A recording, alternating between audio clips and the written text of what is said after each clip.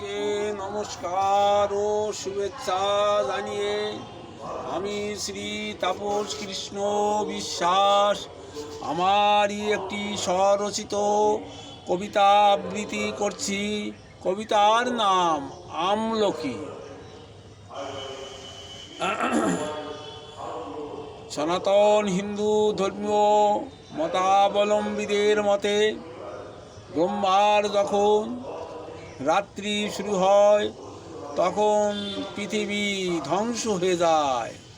তখন ভগবান কারণ সমুদ্রে অবস্থান করেন। সেই কারণ সমুদ্রে অবস্থানকালীন ভগবানের মুখপদ্ম হতে এক চন্দ্রবিন্দু জল মাটিতে অর্থাৎ ভূমিতে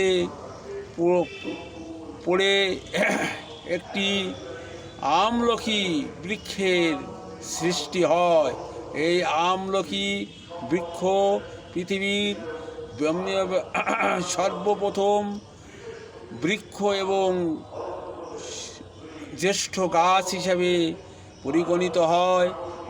আমার কবিতার মূল উদ্দেশ্য, আমি আমার কবিতা এবং গান সমস্ত কিছুতেই বলেছি আমার গ্রাম বাংলার হারানো ঐতিহ্য নূতন প্রজন্ম এবং বিশ্ব দরবারে জানানোই আমার সাধনা এবং কবিতা এবং গানের লক্ষ্য। তাই আজ এই আমলকি বৃক্ষ নিয়েই আমার কবিতা। এই আমলকির কী উপকারিতা তা সবাই জানেন। ভেষজ গুণে পরিপূর্ণ এই আমলকি যেমন ভেষজ গুণে পরিপূর্ণ। আমলকি নাম উচ্চারণ করলে সর্ব পাপ খণ্ডন হয়। এ ভক্ষণ করলে রোগ মুক্ত হয়।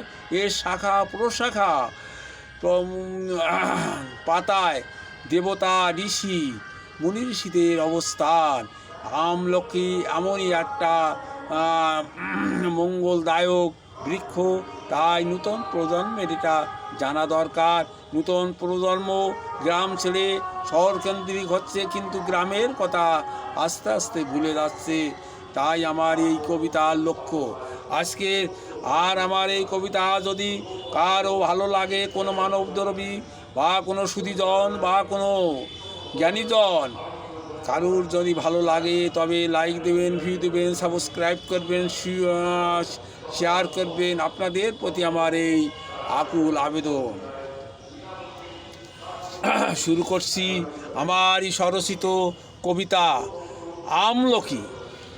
ব্রহ্মার রাতে সব প্রলয়ে কবলিত, ভগবান কারণ সমুদ্রে করে বাস। তার মুখবদ্ধ হতে পড়ে এক বিন্দু চন্দ্রবর্ণের জল ধরণীর উপর।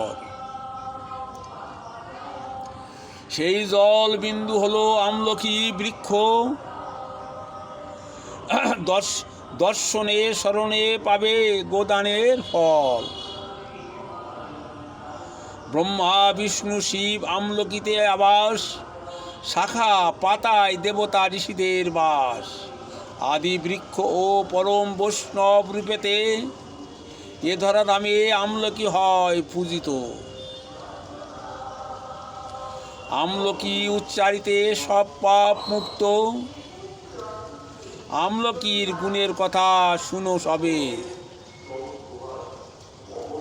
ভেষজ গুণে আমলকি রয়েছে ভরে।